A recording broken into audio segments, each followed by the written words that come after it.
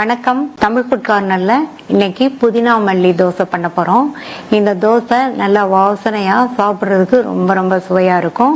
இப்போ எப்படி பண்றதுன்னு பார்க்கலாம். இது வரைக்கும் தமிழ் ஃபுட் கார்னர் சேனலை சப்ஸ்கிரைப் பண்ணாதவங்க சப்ஸ்கிரைப் பண்ணிக்கங்க.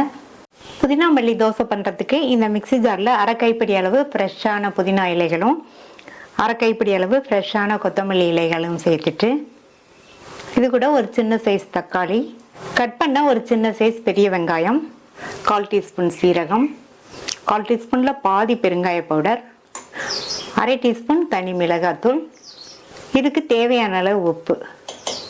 இதை நல்லா நைஸாக அரைச்சிக்கலாம். தண்ணி எதுவும் சேர்க்க வேண்டாம். இதில் கொஞ்சமாக இஞ்சி சேர்க்கணும். நான் அந்த இஞ்சி சேர்க்க மறந்துட்டேன். ஒரு சின்ன பீஸ் இஞ்சியை கட் பண்ணி சேர்த்து நல்லா நைஸாக அரைச்சிக்கலாம். இந்த பாத்திரத்தில் 3லிருந்து 4 தோசை ஊற்றுற மாதிரி தோசை மாவு எடுத்து வச்சுருக்கேன்.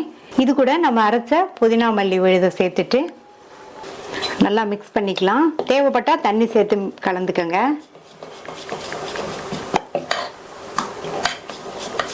நான் தண்ணி சேர்க்கல, கரெக்டான கன்சிஸ்டன்சிக்கு இருக்குது. தோசையை ஊற்றிடலாம். தோசைக்கல் போட்டு நல்லா சூடானதுக்கப்புறமா தோசையை ஊற்றிடலாம். இந்த தோசையை ரொம்ப மெல்லிஸாக விட வேண்டாம், அதே சமயம் ரொம்ப திக்காகவும் விட வேண்டாம். நார்மலாக நம்ம ஊற்றுற அளவுக்கு திக்னஸ்க்கு விட்டால் போதும். தோசையை ஊற்றிட்டு ஸ்டவ்வை மீடியம் ஃப்ளேமில் வச்சுருங்க. தோசை மேலேயும் தோசையை சுற்றியும் கொஞ்சமாக எண்ணெய் சேர்க்குறேன். அந்த சைடு தோசை வெந்ததுக்கப்புறமா திருப்பி போடணும். மூடி வச்சுருங்க, அந்த சைடு வேகட்டும். தோசை அந்த சைடு வெந்ததும் திருப்பி போட்டுருங்க. திருப்பி போட்டுட்டு மூடி எதுவும் போட வேண்டாம், ஓப்பன்லேயே வெந்துட்டுருக்கட்டும்.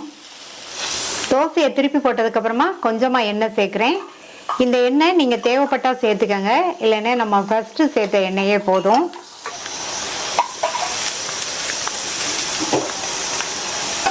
அந்த சைடும் தோசை வெந்துடுச்சு, எடுத்துடலாம்.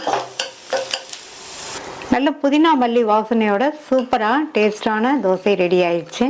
தோசை சூடாக இருக்கும் போதே கார்னிஷிங்க்கு கொஞ்சமாக கொத்தமல்லி இலைகளையும் கட் பண்ண புதினா இலைகளையும் கொஞ்சம் சேர்த்துடலாம். டெய்லி ஒரே மாதிரி தோசை பண்ணுறதுக்கு இந்த மாதிரி தோசையை ஒரு நாளைக்கு டிஃப்ரெண்ட்டாக ட்ரை பண்ணலாம். இதுக்கு சைட் டிஷ்ஷே எதுவும் தேவைப்படாது. நீங்கள் விருப்பப்பட்டால் நீங்கள் விரும்பின சட்னியை வச்சு சாப்பிட்டுக்கலாம். நீங்களும் ட்ரை பண்ணி பார்த்துட்டு உங்கள் கமெண்ட்ஸை சொல்லுங்கள். தேங்க்யூ.